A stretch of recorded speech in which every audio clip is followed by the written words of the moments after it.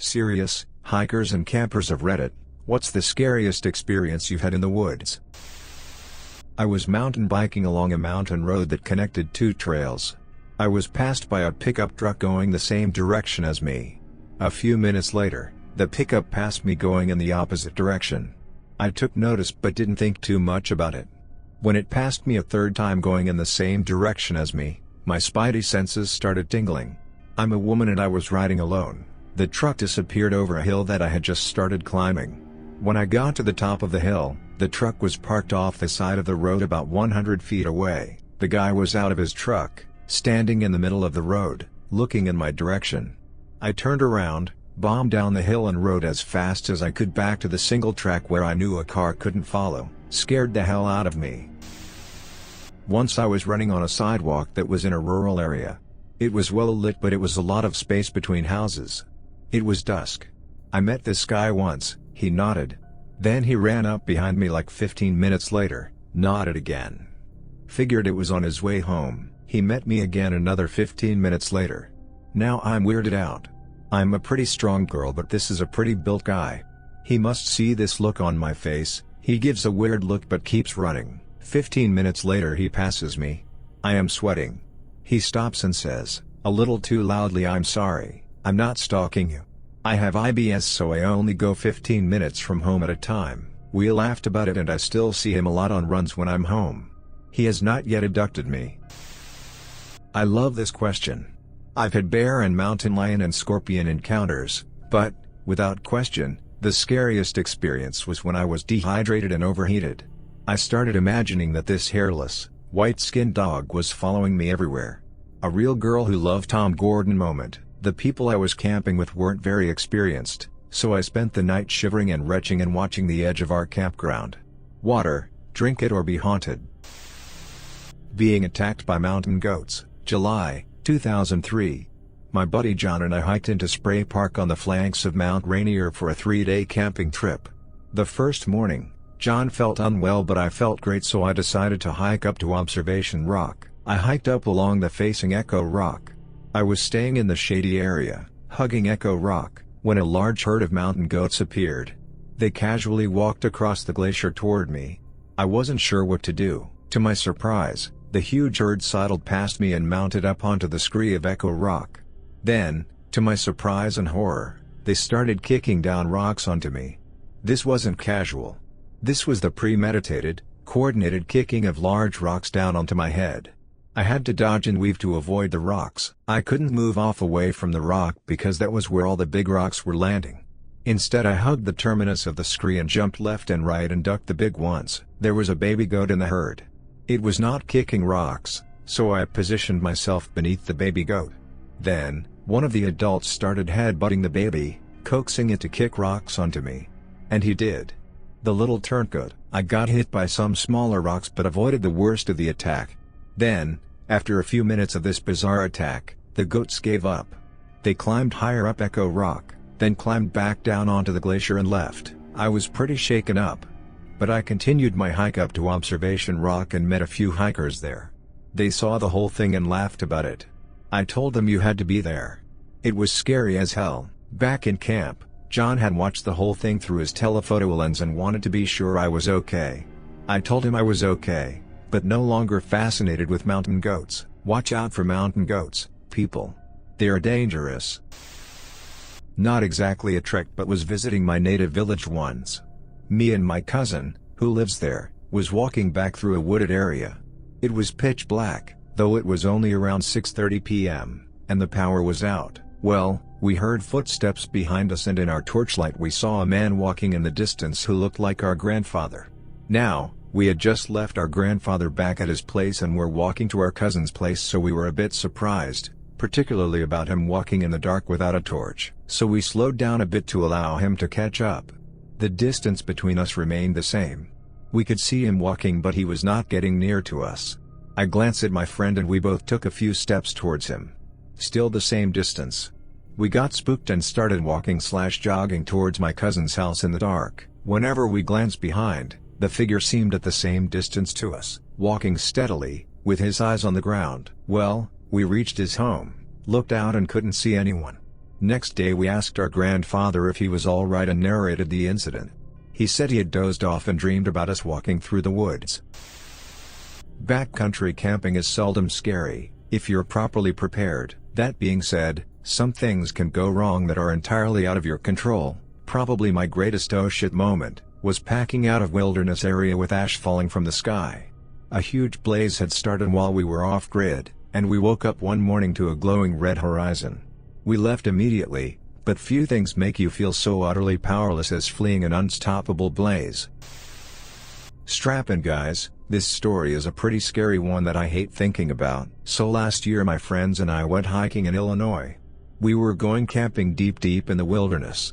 We parked the truck and headed in. We knew there would be some rain, but nothing like we ended up experiencing.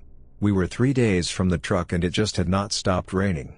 It rained the entire time we were out there. On the 4th day disaster struck. A flash flood came in. It swept away everything. We lost our radios, maps, food, tent, everything. We were stranded in the woods with nothing. We knew we needed to go back. It got worse. That night it got bitter cold because of how wet everything was. This was in June, mind you. I ended up getting hypothermia. I became very ill. I have no idea how my friends actually kept me up and going. I really don't. 3 days later we got back to the truck and I was rushed to the hospital. I took months to fully recover. I have never been so scared in my life. I really thought I was going to die. I once woke up because something was rustling my sleeping bag hood. I turned over and it was an adult black bear standing over me, sniffing and nudging my head. I tucked my city raised so into real camping in the woods. He'd only camped at campgrounds and I really sold the rustic experience of being truly off-grid, in a little tent near a creek, just us and our dog. Day 2 and he's getting into it, still a little jumpy about unexplained forest sounds at night, but having fun otherwise. We decide to hike up one of the trails and about 1/4 mile in, there's an abandoned, rusted out van. Just as we approach, the side door thwaps open and a guy, an extremely unkempt guy who we've clearly awakened from a deep sleep, comes barreling out toward us. Our dog goes into full unkempt guy coming toward the people who feed me mode. The guy raises both hands in surrender and backs up. We throw up our hands, also in surrender, and back up. We went back and packed up camp. I assume he went back into his van. I've never been so glad to have a dog. Happened when I was in the Boy Scouts, camping in the summer up in the Poconos. Ungodly hot and humid all night. Stripped down to skivvies. Open up all window flaps, they all have double zippers with black mesh so it's not completely open. In the middle of the night I have the urge to pee, so I turn on my flashlight and point it at a window flap. Covered, blanketed in spiders. Shine flashlight at every opening. All covered. Hold pee for rest of the night and don't sleep a wink. Never went camping again. I used to work at a summer camp kind of in the middle of nowhere. There were some houses out towards the edge of the property, but the nearest town was 40 minutes away. One summer while I was there we got reports of some sketchy people hanging out in the woods. We'd heard they'd broken into a few of the properties and that the police suspected they were tweakers, so they could possibly be armed and violent. Naturally this meant we increased our security in the camp. Kiddos couldn't go anywhere without a counselor. One night I was taking my girls, 8 to 10 years old, back to our cabin on the far side of camp. We had to walk along an unlit pathway to get there and my girls were a little scared silly because the boys had been telling them about the tweakers. At one point, one of my girls asks me what I would do if a person came at them. I picked up a branch from the ground and jokingly told the girls that I would beat the crap out of anyone who came at us. Maybe 100 feet from our cabin, we hear a rustle in the woods. My girls squealed and screamed a bit, but I reminded them that we were in the woods, so sounds of nature were going to happen.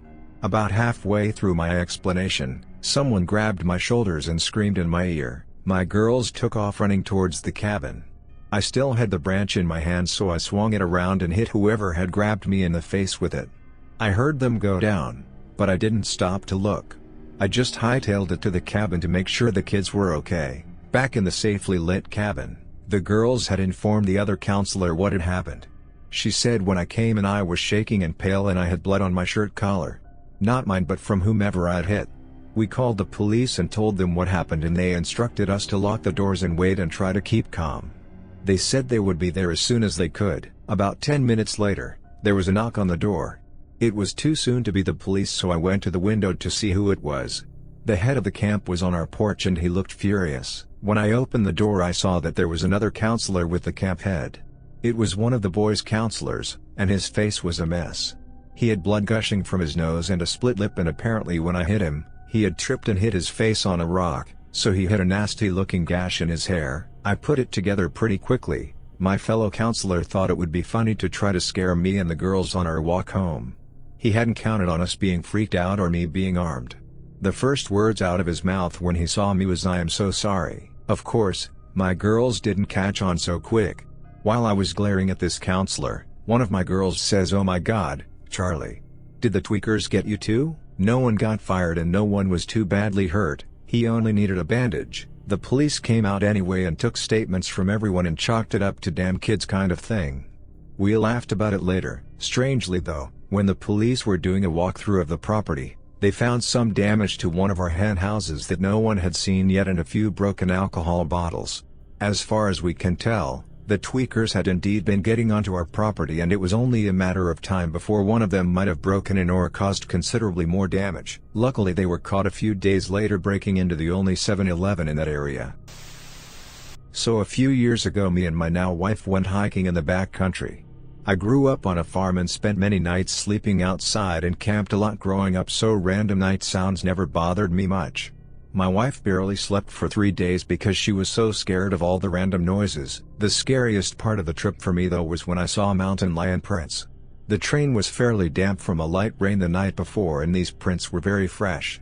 My wife pointed them out to me as she spotted them first, but I pretended to brush them off so she wouldn't freak out. Then after some time the prints left the trail and we stopped seeing them. We kept going, but I kept watching behind us in case we were getting stalked. We were in the trees at this point, and when we got out of the trees we heard something take off running deeper back into the trees. I'm 99% sure it was the mountain lion that gave up on stalking us. I lied and said it was a deer. A few years back, I was looking for a lost dog in a dangerous part of the county sparsely populated, known for drug runners. I was busy looking for any tracks that might help me find this guy's dog, and I was well armed but all alone. There was a nice sandy patch in an ephemeral stream bottom. It's Arizona, been dry for months, and the area had been so overgrazed that there's no cattle. I'd been finding occasional rabbit tracks, but that's about it. In the middle of the wash, I found a huge print. Admittedly, it had slumped a bit since it was several hours old, exaggerating its size, but it was about the size of my hand and consistent with the mountain lion. I have no idea what it was eating out there, but it couldn't have been much. While there weren't too many trees out there to get under, I stayed well away from anything large enough to hide a big cat until I was done searching. Ran into a big bull moose during mating season on a night hike. My dog was too young to understand it was not a friend and kept trying to play with it. I was a dumbass and didn't bring a leash, so I'm holding him by his collar as we try to worm our way around him. He'd do that stompy thing animals do sometimes before charging, and we'd back off. All in all, I think it took us 30 to 45 minutes to get past him safely. I remember when I was a kid driving down an old dirt road with my mom in the middle of the woods, when suddenly the car stopped abruptly. I remember looking at my mom and she had a look of horror on her face as she was looking out of the front windshield. Then I looked out and saw what she was looking, and have never been so scared in my life. There, sitting in the middle of the road, was a tiny little man, almost like a Keebler elf, only straight from your worst nightmare, from the depths of hell. He was just standing there, hat and all, staring at us for what seemed like an eternity. It seemed like my mom, myself, and this creepy little demon elf were all frozen in fear. Then all of a sudden this tiny little demon elf started to move. In fact, it started to hop. It hopped away. It was a rabbit. That's why when people say that I've seen Bigfoot or a ghost, anything of the sort, I give them the benefit of the doubt. Because if my mom and I had turned around and left before the rabbit hopped away for the rest of our lives, we both would have been convinced we saw a tiny woodland elf. Either that or creepy demon ELFs that live in the woods have the magic ability to turn into rabbits. Dove Stones Reservoir is located in the arse end of nowhere and miles away from civilization. It's genuinely a beautiful place to visit during the summer. You can go swimming, jump off waterfalls, hike to the tallest point of the hills, and just generally appreciate the wildlife and nature. And if you know the place well enough, you can find the remains of a World War II plane. However, being there at night is an awfully creepy place. It has a deadly silent atmosphere. You can honestly hear a moth fart, it's that quiet. You're left in the emptiness of the nothing. Although the stars light the place up, you can barely see in front of yourself. It's like a generic horror movie setting. It's ridiculed with urban legends, swingers, and is notoriously known for where Ian Brady and Mira Hindley brutally murdered and buried 5 children. Anyway, one summer we all collectively decided to camp there one night. So a few of us go down earlier in the afternoon to have a few beers and enjoy the weather, whilst everybody else decided to meet us at later times once they had finished work or whatever. Once we were all together, we spent a few hours going off the trail, sneaking past farmhouses and trying to find an area discreet enough not to draw any unwanted attention, as it has a reputation for frequently hosting free parties and illegal raves. We find our location, set up camp, light a fire and start the party. Many beers and smokes later, I kind of forgotten where I was, this Blair Witch starter pack scenario, because I became comfortable with my surroundings and was soaking up moment. A friend who had left the party to go search for a safe place to piss, came running back moments after leaving, demanding we turned the music off, and was convinced he heard something. He's one to mess around, it's something we would expect him to do, so we laughed it off. He looked shocked, not alarmed or even terrified, but used that look and tone your dad uses when he's starting to become impatient with you. We cut the music and sit there in silence for no more than 5 minutes, before we eventually brush it off as the weed making him paranoid. The music goes back on, and within that few faint seconds of the song transitioning from one track to the other, we heard the most blood-curdling scream. The scream sounded like a woman was terrified for her life. It was a short and powerful scream that echoed throughout the woods. We cut the music and were all certain of which direction it came from, a few yards behind our tents. We all stood there in complete shock and nobody said a word, for what felt like hours, until somebody started laughing as they realized a couple were missing from the group and it had to be them trying to mess with us. A second scream is heard, but this one is louder and a lot closer. The couple that were missing, come ripping out of their tent and straight towards us with a genuine look of pure horror on their faces. They insisted it wasn't them, and were convinced it was us playing a prank on them. A third scream dominates over our conversations, worse than the previous ones, and it sounded sinister. We all froze. Nobody knew what to do or what to say, we had nowhere to go. A tent started to violently shake, we were all accounted for and we were all shitting it. We see a figure pop up from behind the tent and throw something in our direction, whilst out of nowhere, a second, more larger figure jumps out from the trees next to us. My best friend tackles the second figure to the ground and starts laying in punches, whilst another friend makes pursuit for the person behind the tent. The figure that jumped from out the trees next to us was begging for my best friend to stop punching him. He knew his name and had a voice we all recognized. It was his dad, and when my friend who caught up to the figure from behind the tent, discovered it was best friend's mom, they had been stalking us all day, without us realizing, waiting for the perfect opportunity to mess with us all as a payback from a prank we had previously played on them. They stuck around for a while and had a few beers with us before they made their way home. I'll never forget how terrified I was that night. Well played. Oh man, I have 2 good stories about this. Some buddies and I had friends attending Humboldt State University and we drove down from WA to camp nearby and hang out and see Pretty Lights perform. After the show was over in the early AM, we came back to our campsite and heard rustling in the tent. Figured it was a raccoon. Turns out it was a crackhead. She had dragged our camping stove into the tent to make food but couldn't figure it out, which was lucky because she would have died from CO2. She had peed in party cups and they were strewn around the tent. She peed on my pillow. The whole time she was stumbling around mumbling, swearing and offering us sexual favors if she could stay with us.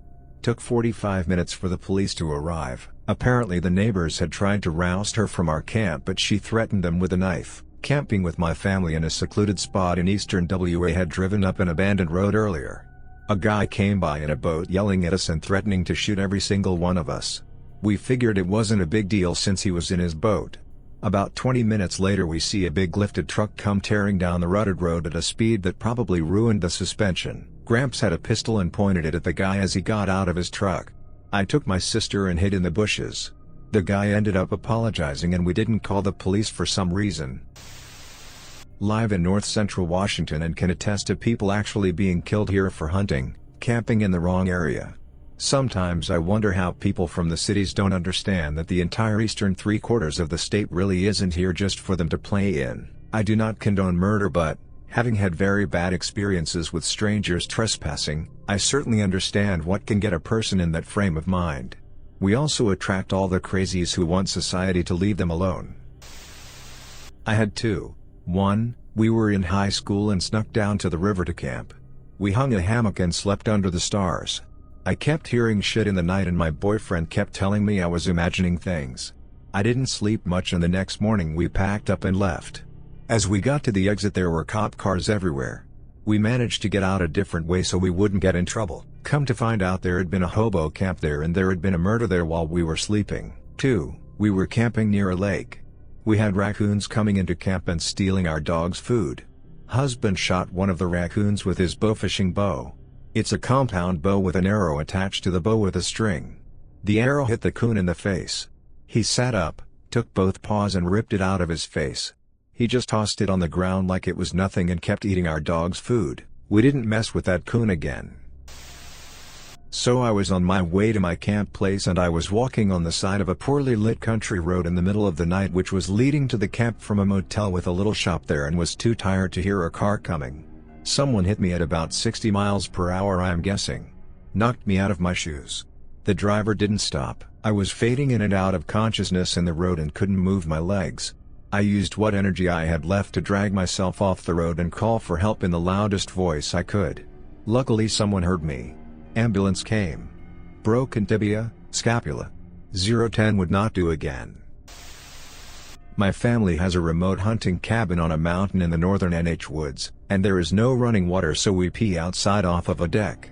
Once when I was young, I got up to go relieve myself in the middle of the night. I walked out to the deck, undo my pants and begin peeing. It is pitch black here, and I'm out at around 3 a.m. As I'm peeing, I hear leaves rustling to my right and think that it's no big deal. I hear nature sounds all the time. But suddenly to my horror I notice something big that looks like a coyote, which are very common in the area, walking up the stairs of the deck, and I am absolutely freaking out. Here I am, with a wolf coming to attack me, with my dick out at 3 a.m. in the middle of the woods. I ran inside and it turns out it was our neighbors, who lives a mile away, dog. When I was a kid 6 or 7, my parents would take my brother and I camping all the time. There was one time where we were camping out in the middle of this forest where you would pay to have your own section on a trail. My dad picks one that is at the end of the trail so that we don't have people walking past us in the morning to go to the restrooms/showers in the morning. Probably the second night we were there my dad lets us stay up till 12:30, which is a big deal when you're a kid. He's telling us all these scary stories and we're having the time of our life. Just as we're about to go to bed we see a figure biking towards us.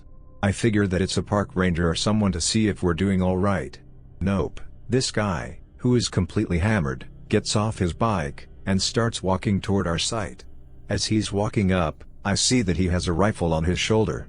He begins by saying something like "Why you guys in my spot?" and all this weird shit about how he stays here every night. My dad politely asks him to leave, but I can tell my dad is starting to tense up. This guy starts completely going off on my dad. My dad stands up, and the guy moves for his rifle off of his back. As soon as that happens, my dad reaches into the fire and throws a log at the dude, then my dad tackles him, and told my mom, my brother, and I to run for the park rangers. We run and tell the rangers, who were already looking for the guy, and they go and help my dad. My dad was taken in for questioning and let off the next morning. His hands were so bruised, but he had no burn marks. Other than coming across a perfect 15-diameter circle of flattened yellow grass 12 miles from the nearest road or trailhead, and the moment of eye contact just before the bear jumped me and took me down, I'd have to say it was the time I stood up from a pee break to see a wet rattlesnake on the rock I just squatted over. When I was 14, my family and some friends of ours got lost snowshoeing on Mount Rainier after dark. A fresh snowfall had covered up the trail marker telling us to turn down the ridge we were climbing on. To make matters worse, it had been snowing all day, covering everything with this fine powder that even snowshoes couldn't keep you from sinking down into. My friend who weighed like 80 pounds could just bounce along on top of the snow, but my dad sunk in past his knees with every step he took. To get back to our car, we had to slide/walk down a steep stretch of the ridge, and then cross over a creek. I found it to be an exhilarating, albeit scary, experience. My dad, however, was absolutely freaked out. My other scary woods story was also more terrifying and traumatizing for my dad, and my older sister, than it was for me. They both watched as I fell like 10 to 15 feet off a boulder, onto a rocky creek bed, in the middle of the Olympic National Forest. I turned out to be okay, but if I hadn't been, someone would have had to hike 3+ hours to the car, and then drive the car 20 minutes down the road just to get cell reception to call 911. Camping in a state park with 2 friends back when we were teenagers.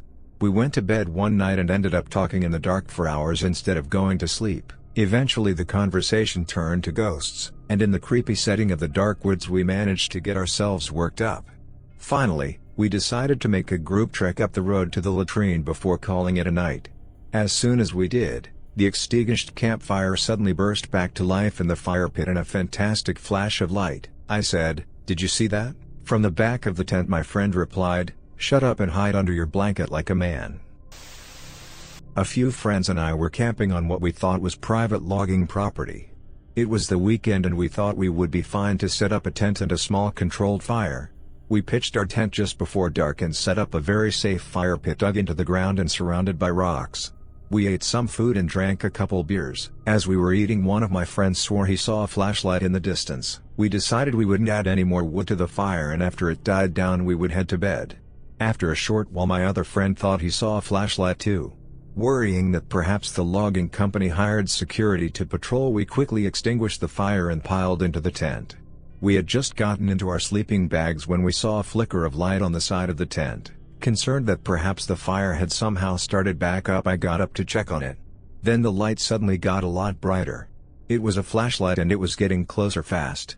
It eventually stopped as if the person carrying it was just a few dozen feet from the tent.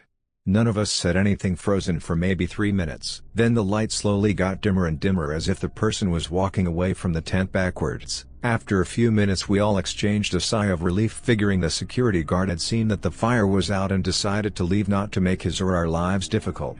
The next morning we packed up and walked back towards the road.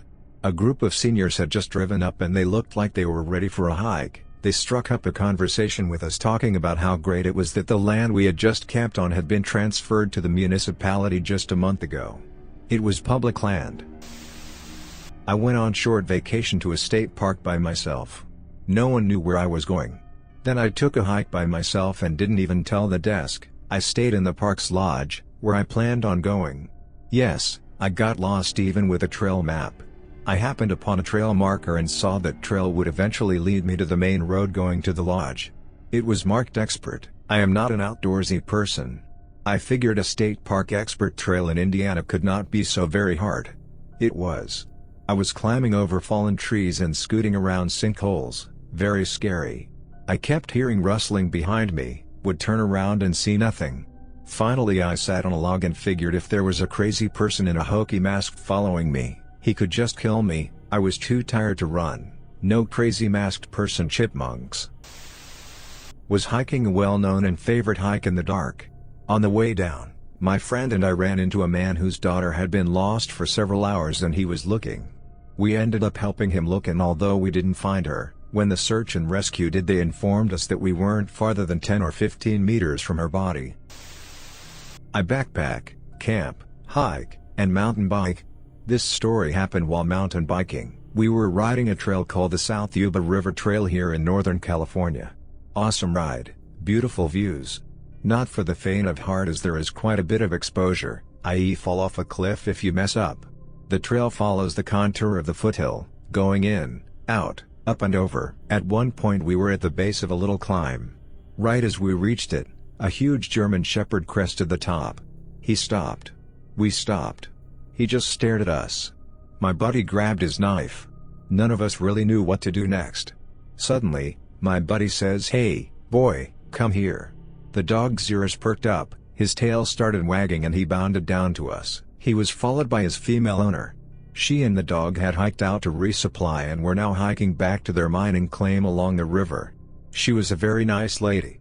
Before we parted ways she says, "Hey, wonder if you can help us out. The dog is getting a bit tired. Reach into his saddle pack and take a couple beers out for yourselves, would you?" Gladly. Warm Budweiser was still good after that ride. While on a rock climbing trip, my friend almost died.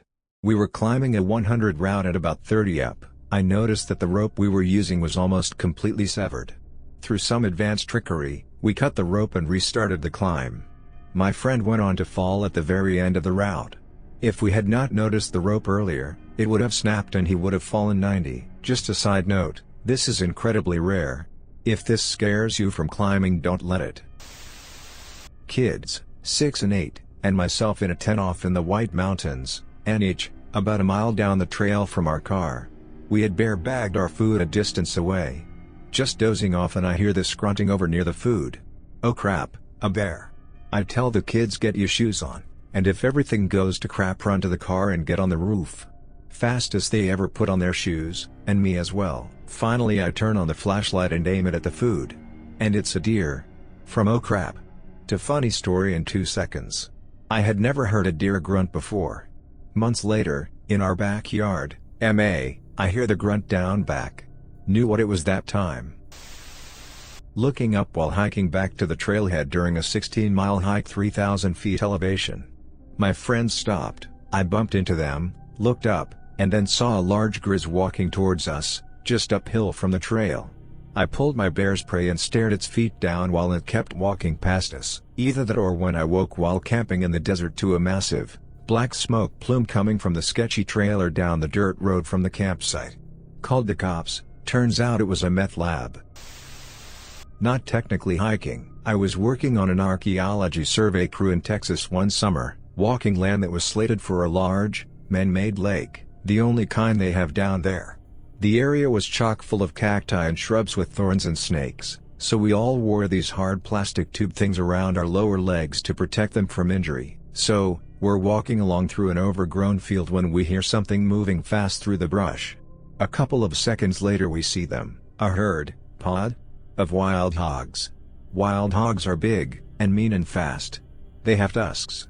They are not to be trifled with, so we all started hauling ass away from them, as they charged at us through the brush. We are, naturally, slowed down by our anti-snake protection on our legs, but managed to make it to a section of barbed wire fencing, and hurl ourselves over it onto the dirt road on the other side. Hogs rush up to the fence, but decide we aren't worth the trouble and turn to amble back where they came from. We determined that we had most certainly completed the necessary thorough survey of that particular field that day and headed back to the trucks. We went camping in Rocky Mountain National Forest. It was towards the end of May when there were storms coming through and the snow was still melting. The designated camping space that we got a permit for was on the other side from a stream from the hiking trail. There may have been a bridge at some point, but there was no longer. No big deal, there was a tree that had fallen down and we used it to cross. The entire night it stormed and poured rain. Water leaked into the tent and it was freezing the whole night. By the time we had woken up in the morning, hardly any of us, myself and 3 friends, had gotten hardly any sleep. When it came time to cross the stream to head back down the trail, the water had raised by a couple feet and was rushing at a great pace, so here we are trying to cross this wet fallen tree with no branches to balance ourselves and hope we didn't fall in the water. We were lucky none of us got seriously hurt from either hypothermia or falling into the stream. One night while my wife and I were sleeping we heard this huge crack and crash right beside our tent. It was so sudden and dramatic, we both woke up screaming. We unzipped the tent and looked out to find that a huge tree had fallen a few feet from our tent. A few of the branches punctured our fly, only a foot or so away from where my wife was sleeping. Didn't sleep at all the rest of the night. Part of it was poor tent placement. We didn't take stock of our surroundings. Part of it was just luck. The weather had started to turn overnight and the wind had picked up. Scary thing for me is just how it could happen without any warning or knowledge. If our tent was just a few feet over, we could have been very seriously hurt. In the Black Rock Desert where they hold Burning Man, I got stuck in the playa mud one November. I spent all night walking about 20 miles to some lights I saw in the distance. Turned out to be a gypsum mine. The security guy drove me to the freeway in Winnemucca where my parents picked me up. The weather turned bad so I had to leave my car stuck in the desert for over a week. Trying to get it out was another adventure. I used to live/work on a 500-acre cattle ranch. One day, I was checking the perimeter fences on foot. My Dutch Shepherd, who I had decided to bring with me last minute, stopped in his tracks and let out a low growl. I stopped with him and looked out to what he was staring at. About 30 feet in front of me in the thick brush were two massive hogs. All I had on me was a .45 pistol. I very slowly and careful backpedaled until they were out of sight and went back to the ranch house. I never went out without a four-wheeler and a high-caliber rifle after that. That dog saved my life that day, and after 2 ranch dogs were killed by hogs I gave him to a friend of mine.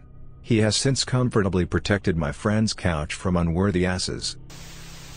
I've been living on the road and doing a lot of free camping in the past few months. Surprisingly, I've had nothing really terrifying or bad, but here's probably the worst one. I was out in just my sleeping bag in a little clearing about 40 feet from a small highway, and it's just starting to get dark. I start to hear a couple gunshots, but they're far away, so whatever. Don't hear them for a while, and it gets darker. Then, I start to hear them get closer. Note that I'm most likely trespassing on someone's land in a rural area. Every few minutes, another gunshot. Each time they seem a little closer. At this point, it's pretty dark. And maybe 20 feet from me I hear another shot. No footsteps, or talking. And then I lay there silently. A few minutes later, another shot, farther away in the original direction it was coming from. Freaked me out quite a bit. I was about 12 years old at camp. We went canoeing by the Great Lakes, massive forest all around us.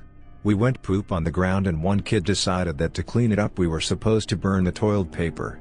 So he lit the toilet paper on fire, which quickly caught the grass on fire. I went back to where the counselors were and said I needed a pot of water. They were confused. I kind of mumbled fire. They came back with us and there was a 5-foot patch of burning grass. We put the fire out fortunately. But we nearly started a forest fire with us in it. I went backpacking with my family and some extended family. We were above 10,000 feet or so and my dad thought there wouldn't be bears. This is in the California Sierras, at that altitude, so he didn't thoroughly check my extended family's food storage. My cousin and I are sleeping in a tent together and we wake up to my dad yelling and shining his light around us and throwing rocks. We have no idea what's going on and we are half asleep and starting to get a little annoyed. That's when he says to us something like, "Hey, my name, and cousin's name, come outside and see this huge black bear that's staring, cousin's name, food bag apart right outside her tent." And then my cousin and I look at each other and freak out because we've never encountered this kind of thing. The bear is just outside the tent, like maybe 5 yards away, but we're too scared to even look out. We could hear it before my dad pointed it out, but we didn't realize it until he did. Couple minutes later and the bear starts retreating up the hill, or so we thought. My family had our food in bear canisters, but my other extended family had their food in bags, so my dad went to go see if the other family's food had been stored properly, as the bear came from my cousin's bag. Which, by the way, was tied only 10 feet or so above the ground, so the bear easily swatted it down. Okay, so my dad is on the other end of the camp helping my other family. So it's just me and my cousin in the tent and it starts to get dark and quiet again, so we try and go back to sleep, but that's when we hear walking and then loud rip and munching. And it's coming from my dad's tent, which is about 5 yards away from us and is currently empty. It doesn't sound scary in words, but that's easily my scariest moment of any camping trip ever. We just look at each other and think something like, what is the bear doing to his tent and why, and are we next? So we're just sitting there in silent horror waiting for my dad to come back and see what's going on. In a minute or so he does. We can see his light pointing over where we are and then he starts running and yelling. My dad finds the bear halfway in his tent, bent over through a giant rip in the corner, and it turned out he was after a tortilla bag, unopened, that he had salvaged from my cousin's bag and temporarily chucked in his tent. So after this my cousins and I can't sleep, so we get out and keep our lights pointed at the hill where we can see the bear's eyes glowing, just looking at us, waiting for something. We walk around while my dad helps put the other food bags up, and in a minute or two we hear this loud munching sound coming from up the hill, which was the bear eating the tortilla bag. He had gotten away with it. Needless to say, it was a while before we could sleep, and we were much more careful the next night. But the next night we didn't have any smelly bananas in my cousin's accessible food bag, so who knows. Went camping with some friends on a hill a few kilometers out in the woods from one of the guys' house. There's a few hiking/four-wheeling trails in the area that lead up to the hill, so it's known by the locals. It was about midnight, we had a fire going and were just sitting around having a good time. Then the guy, there was 4 of us, sitting opposite of me, yells, "Who are you?" I turn around and there's this man. about 6 feet tall, staring at us from the edge of the woods with a big rock in his hand. One guy knocked an arrow in the compound bow we had. The guy across from me grabbed the hatchet and I pulled the knife off my belt. We had no clue what we were doing, but the guy wouldn't say anything to us. He eventually just backed into the woods. No sleep was had that night and we kept a very large fire going. I spend a fair amount of time in the woods hunting / camping / hiking, so there's been a bunch more, but this one always stuck out to me. Didn't find water for 2 full days. I was on a Knowles semester, and it was the last week, so the group had broken up into small teams that each figured out their own route and supplies, no instructors involved. We were just outside Comb Ridge in southern Utah, and the last water we had was from this disgusting cow hole that reeked of sulfur. We had been told by our resupply guy that there was guaranteed to be water by the ridge, cause the valleys we had been hiking through all led out into the same drainage along the base of the ridge. It seemed like a rational thought, so we worked that into our plans, and none of us wanted to rely on that disgusting puddle. Aquamira can do a lot, but not that much. When we got to the ridge, we noticed that the creek bed that ran through it was bone dry. This was unfortunate, but we figured we would find a puddle or something. We did not. After following that creek bed for the entire afternoon, probably covering around 7 to 8 miles, we started conserving water once we realized we might be in trouble, but we still ran out that first day. So, after realizing that we may be in deep shit, we set up camp early and go scouting for water, and still didn't find any. We were literally digging in steam beds to find mud, but there was nothing. So, we decide to call it a day and pass out. Wake up, get our shit together, and start walking again. Drinking each other's pee was suggested. A lengthy conversation about whose pee would be the best followed. We followed the creek bed all day, for at least 12 miles, and there wasn't a drop. We tried following human tracks we came across to see if they went to water, but they didn't. At this point, life was starting to really, properly suck. Going without water for a couple hours in the desert is shitty, but a day is a long time to not have anything to drink. Thankfully it was November, so the heat was not a huge issue. By the end of the second day, we were all starting to get loopy from dehydration. We weren't lacking for food, but all of the main courses were freeze-dried, so we couldn't make any. I was eating yogurt-covered raisins pretty much constantly, cause I needed the energy and they made my mouth kinda water, which was nice. That night, we were all too wasted to really set up a camp, so we just trolled out our sleeping bags and passed out. This was a really bad move, and we should have thought of it before, but again, we were all dehydrated as old dog shit. It gets fucking cold at night in deserts, so the entire night, for me, at least, became a struggle of not freezing while trying to not sweat in my bag cause I did not want to waste what water I had in me. One of the more unpleasant nights I've had. Woke up to my beard / mustache frozen, which was a new experience. Started walking again. By this point properly messed up due to dehydration. Weirdly enough I was kind of euphoric, which I thought was a nice touch to dying of dehydration. Then, around noon, we eventually decide to wander up a wash to see if there was anything. We found a flowing creek, covered in ice, with a gorgeous little campsite right next to it. Waiting the 30 minutes for the water to purify seemed like hours. But then we ate like kings and did not die. Every year on November 17th I still drink a glass of water from the tap and think about that stream. Getting lost during the winter in the Rockies. That was terrifying. In an oh my god don't let me get lost out here and freeze to death sort of way. Also, finding a dead elk something had been eating on, not because gore is scary but because you do not want to make a cougar or black bear think you're taking their meal. Camping with girlfriend and we slept in hammocks on both sides of a trail that lead to another family's tent.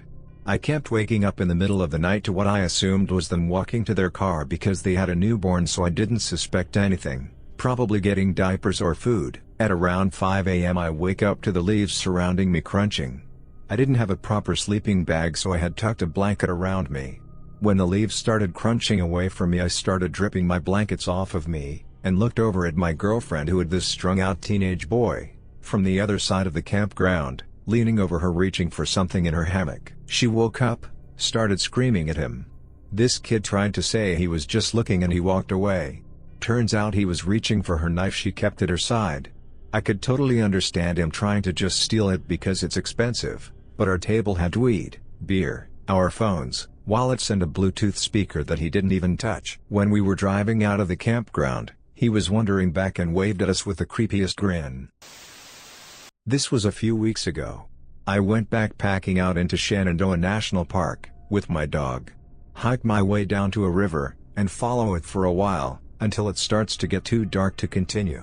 I make camp, eat a snack and hit the hay. I sleep for perhaps an hour when I start hearing rain on my tent. Eventually this rain starts coming down hard, and my rain fly isn't keeping it out. Then I hear lightning. I try to just wait it out, but soon, I'm hearing lightning coming down very close to where I am. I am also close enough to a river for flash floods to be an issue. I make the decision to put on my rain gear, grab my dog and leave all my shit behind so it doesn't slow me down. I am going through a completely unfamiliar stretch of woods, with just my headlamp to see where I am going. At one point the lamp gets wet and fizzles, making me nearly brown my trousers. After several hours of hiking up the mountainside, fearing for my life with this thunderstorm pounding the forest all around me, I make it to the Blue Ridge Parkway, and follow it back to where I parked my car. I happen to randomly shine my light into the woods, and on the other side of the road, I see the eyes of a bear reflected in my light. I kept my light on it and walked away very quickly before my dog noticed. I had accidentally left my bear mace back in my tent. I got a cat nap in my car, and went back in the morning after the rain subsided to recover my stuff. I ended up doing about 18 miles of hiking in 12 to 13 hours. I am not exactly in Olympic shape either, so I couldn't do one more step after that was all finished. My friends and I decided to hike Upper Yosemite Falls. I really had no idea how treacherous that trail was and our preparation was minimal. We started off little late, after breakfast. We have a great time first few miles but eventually the group got split based on speed and interest. My guy friend and I were left behind and I insisted on stopping and enjoying the view quite often. Eventually, we made it to the top around 4:30 p.m. and the trail was very crowded. Then I insisted on laying on the rock and resting. All said and done, when we started our return journey around 5:36 p.m. and we had to cover 17 miles. After few miles, I realized that there was no one on the trail now except the two of us. No phone, no way to contact anyone. Sun was setting quick but luckily we had one flashlight. My friend was joking and he shushed me and said, "Do you hear that?" That freaked me out. As it got dark, we still had 6 miles to go and I have never been so scared in my life. Being among those woods was nerve-wracking. The last 2 miles were through deep woods and I started seeing forms in those tree trucks and I started to cry. My friend kept it together and told me we will make it and it will be alright. Eventually, we got to the bottom around 9 p.m. and seeing those camp lights far away brought me to my knees. I was kissing the ground and thanking everything in this world for this thing called civilization. Went recently camping in Harper's Ferry WV.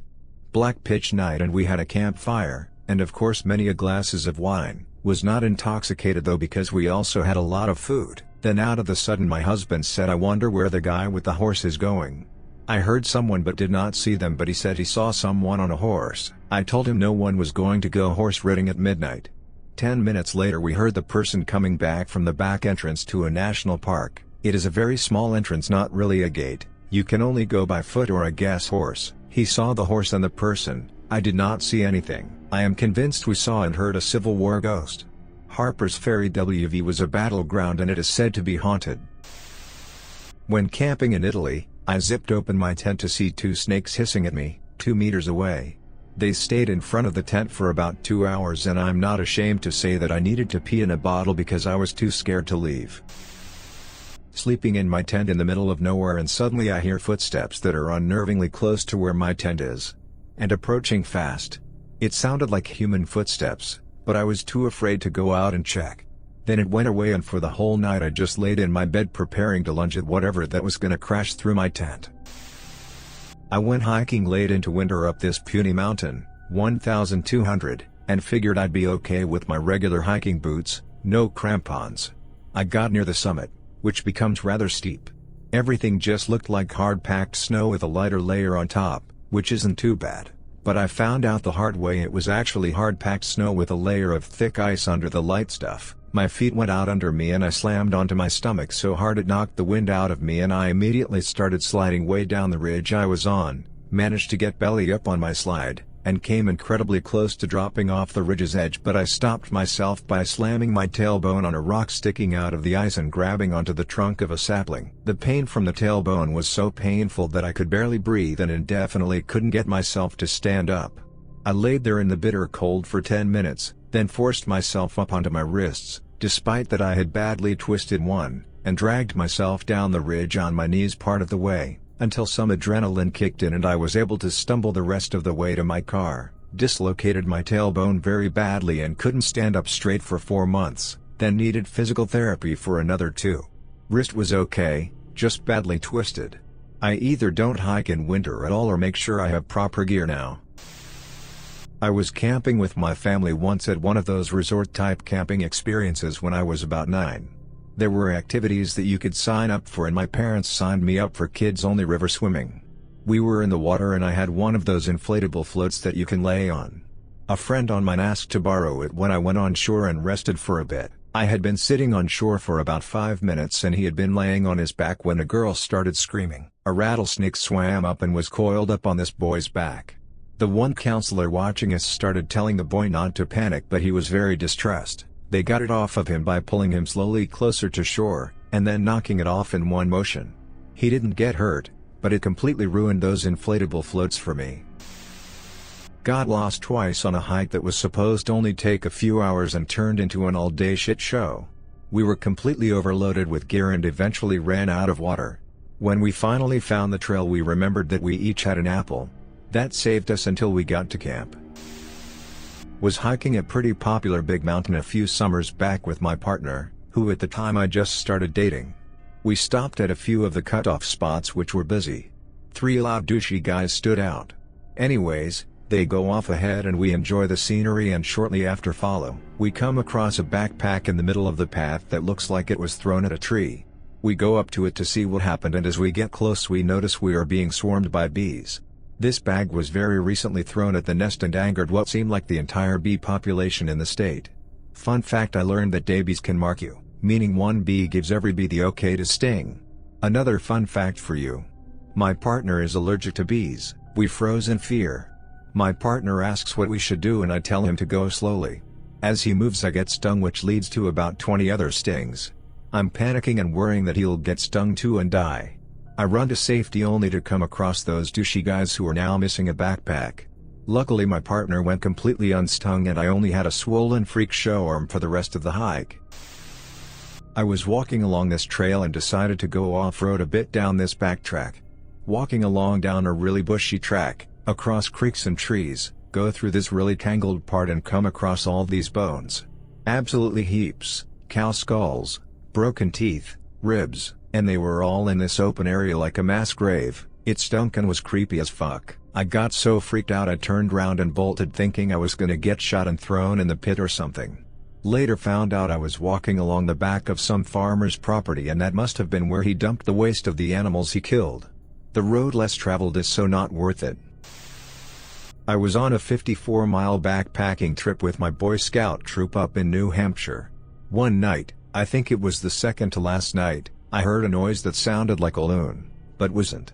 I know what a loon sounds like, but it certainly was not.